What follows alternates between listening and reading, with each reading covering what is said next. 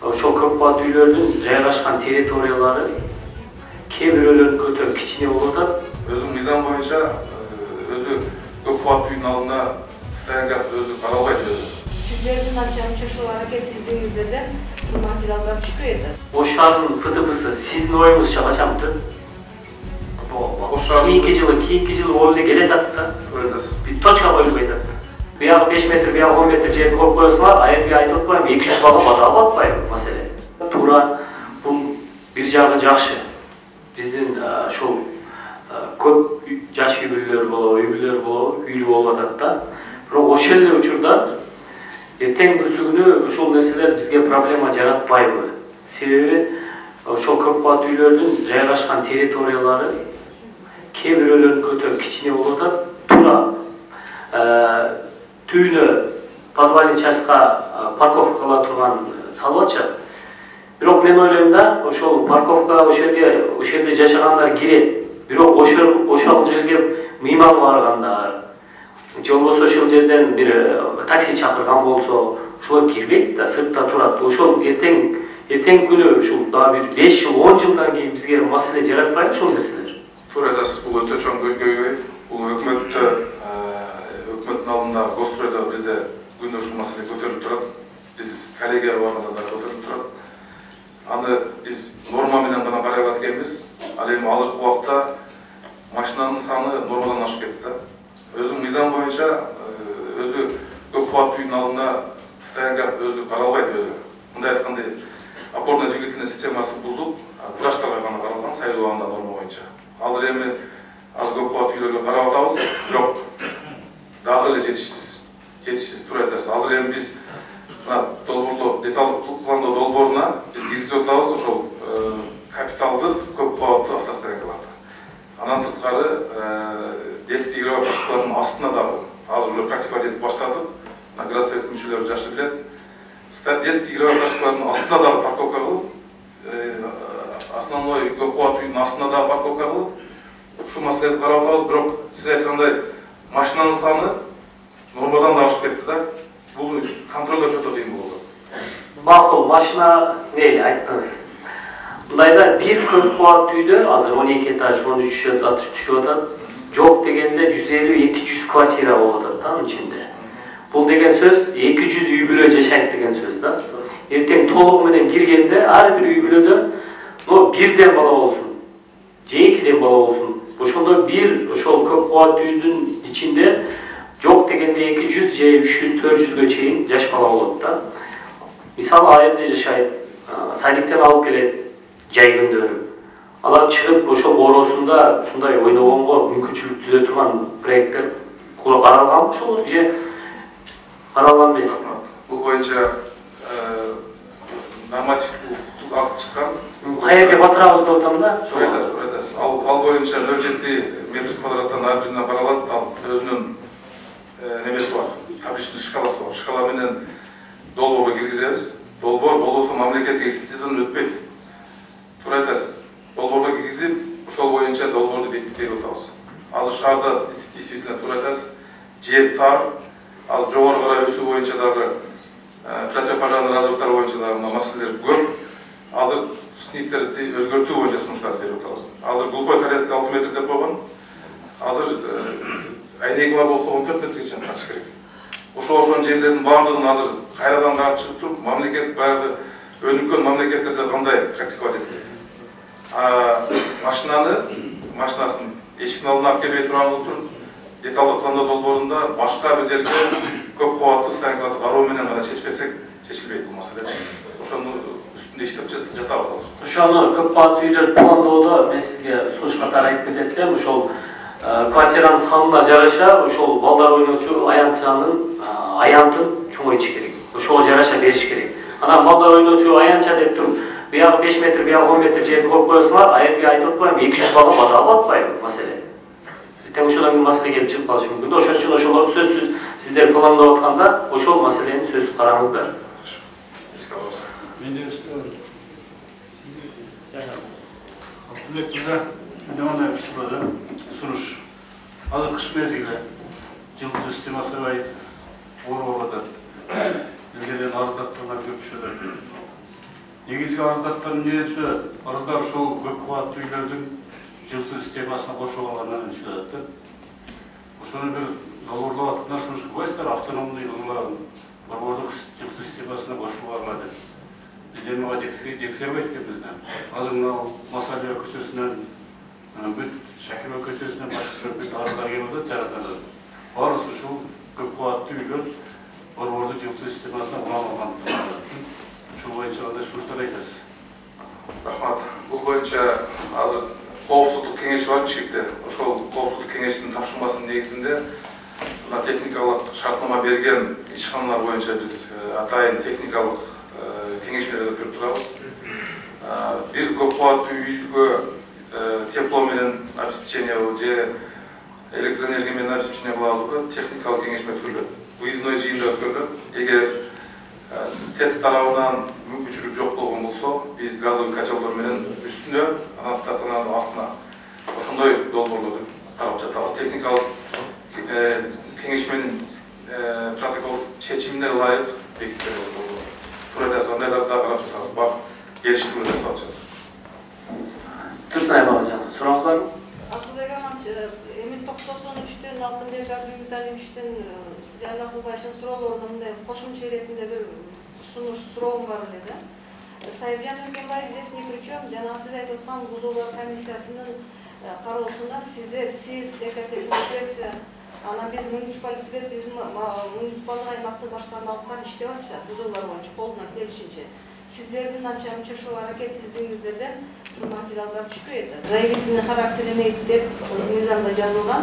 Мындан ары ушул кемчиликтердин баардыгын ошо бузуулардын алкагында катуураак иштеп материалдарды сунуштасаңыздар, мына буюрса жаңы биринчи вице-мэр келди, комиссия иштеп калса керек, биз дагы сиздерге көмөктөшөбүз. Анан мэриябиздин тапшырмасы менен биз 23-үндө кечке жүрдүк.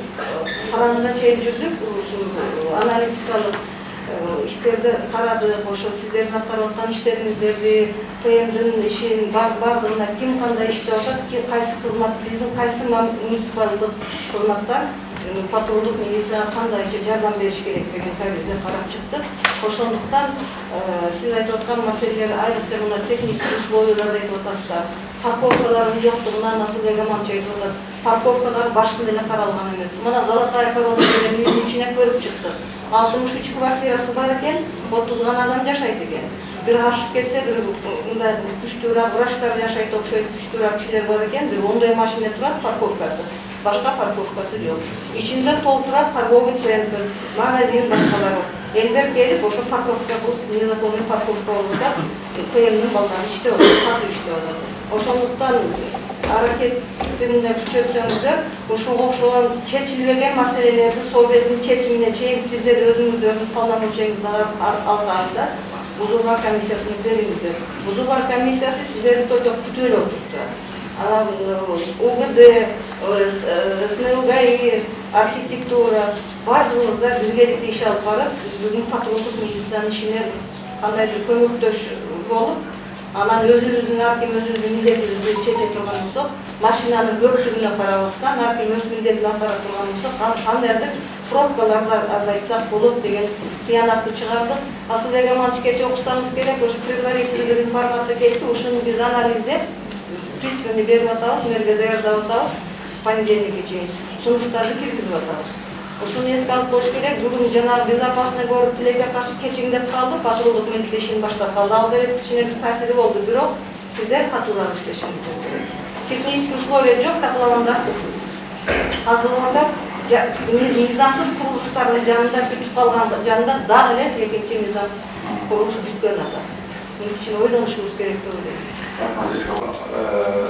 Объектілер бойынша дағы семинарда дағы өзім долбоорун алып чыктым. Ал жерде Навай парк бойынша, Навай паркында біз заманбап бір аттракциондарды коюу боюнча шаардын бюджетин толтуруу максатында біз 10 лотко бөлүп туруп даярдап бердик. Кече жакында мына Ош мамлекеттик университетинин тушундағы цветной фонтанда инвестор келди, андагы биз эскерттик долбоорун даярдап бердик. Национальный коллективде, бул жагы европейский коллективде муниципалдык менчик башкармасына өткөрүп бердик. Бул дагы чоң жакшы бир идея болду. Ал жерден дагы эбегейсизге акча түшүп калды. Андан сырткары мына Юго-Востоктогу каралып жаткан бассейн бар, детский менен взрослый бассейндер бар. Аларды дагы биз ортосуна сонун бир жеңил конструкциядан стационардык эмес, акыбыран боюна болбойт. Чыгаштан сезонный туруп же зимний болсо зимний, бирок чыгаштан стационардык эмес кафе ошо эки бассейндин ортосуна. Бул дагы муниципалдык менчик башкармалыгына бюджеттин биздин Ош шаарыбыздын бюджетин толтуруу максатында биздин сунуштар болду. Ош шаарында бул координациялык кеңеш бар. Ошол жерде дагы 23-ндө болуп өттү. Ошол жерде дагы чечим чыкты. Бул бүт жалпы Ош шаарында болуп аткан долбоорлорго ошолор үчүн шарт түзүп берүү. Үйлөргө кирип атканда пандустарды киргизүү, ошо парктарда ошо түшө турган коляскалардан, светофорлордо каерде кандай мүмкүнчүлүктөр болсо ошолор үчүн ошол шарттарды түзүп берүү боюнча ошо долбоорлуктарга киришсеңиздер. Ансыз бир да долбоор, мисалы үчүн үй салып атса, долбоорду өткүзүш керек. Рахмат, эске алабыз. Бул боюнча бизде долбоорду бекитип атканда атайын долбоорлорду макулдашуу бөлүмүнөн өтөт. Пандусы жок, мамлекеттик экспертизадан да өтпөйт да. Биз баардыгын карайбыз, каралып жатат. Дагы сиз айткандай светофорлорду дагы эске алабыз. Жеке компаниялар тарабынан алгылыктуу иштер жүрүп жатат да, ошого бир кыскача бир маалымат берип кетсеңиз, сурагычы. Алгылыктуу жумуштар аткарылып жатат. Аны өзүбүз көрүп атабыз. Осмонов көчөсүндө домдордун астындагы жерлерге дагы өздөрүнүн инициативасы менен көрктөндүрүү, биз эскиздик долбоорлорду бекерден берип атабыз ошолорго дагы. Шаардын көркүнө буюрса биз ошондой бир тарзиде жумуш алып баратабыз. Кийин инвестор өзүнүн каражаты менен жасай турган болсо, биз эскиздик долбоорлорду бекер берүүгө биз чечим кабыл алдык. Көрктөндүрүү боюнча, скамейкаларды, урналарды орнотуу боюнча мына строительный компаниялар көп жумуш аткарып атышат. Алгылыктуу жумуштар аткарып атышат. Канча жерде көп кабаттуу үй түшүп жатат? Көп кабаттуу үйлөр бүгүнкү күндө мен азыр жалпысына айтып кетейин. Ош шаарында жалпысына бүгүнкү күндө 70 дана көп кабаттуу үй курабыз деп арыз менен кайрылышты. 70 инвестор. Анын ичинде муниципалдык ипотекалык компаниялар да бар, мамлекеттик. 70 дана көп кабаттуу үйдүн ичинен 51 дана көп кабаттуу үйлөргө уруксат чыгарылган өкмөттүн токтомунун негизинде биз уруксат чыгарылган чыгарып бердик. 3 дана көп кабаттуу турак үй архитектуралык шарттуу кеңешинде каралып, талаптарды азырынча аткарып жатышат. 16 дана көп кабаттуу үйлөр ошол талаптарды аткарбастан же болбосо мыйзамды бузуу менен өз билемдик менен курулуп жатат. Булардын баардыгын биз азыр экотехинспекцияга өткөрүп бергенбиз. Экотехинспекция сот органдарына, тиешелүү органдарына азыр өзү да айтам. Мен жалпысы ушул сандарда. Сурооңуздар жок башка? Алтынбек Аскарбекович, Ош шаарынын ФТПсы сиздин оюңузча качан бүтөт? Кийинки жылы болуп эле келе атат да. Бир точка коюлбай атат. Айтыңчы, качан бүтөт? ФТПсында өтө көп көйгөй бар. Азыр ал жактан жасап коюп, келип өткөрөбүз деп аракет болгон. Биз комиссия, мен жана айтып кеткендей, верхний, нижний комиссия бар. Ар бир кварталды 4 тарабынан карап орундалат. Туура мурда красный линиялар көп кабат үйлөрдүн үстүнөн өтүп калган жерлердин кийинки жерлердин баардыгы түшүнүп атам, проблемалар бар. Ушу ФТПнын аягы көрүнүп атабы дейм сизге? Же көрүнбөй атабы? 2021 6 ай ичинде аягына чыгып калышыбыз мүмкүн деген оюм бар. Канча? 6 ай ичинде 2021. 2021-дин 6-айына чейин, да? 6 айга аракет кылсак бүтүп калса керек. Рахмат. Анан мынау биздин шаарда Манасата кафеси боюнча дагы көп сөздөр жүрүп атат. Ушул кафе мыйзамдуу же мыйзамсызбы? Бул кафе мыйзамсыз. Бул кафе боюнча тиешелүү тергөө иштери жүрүп жатат сот органдарында. Рахмат.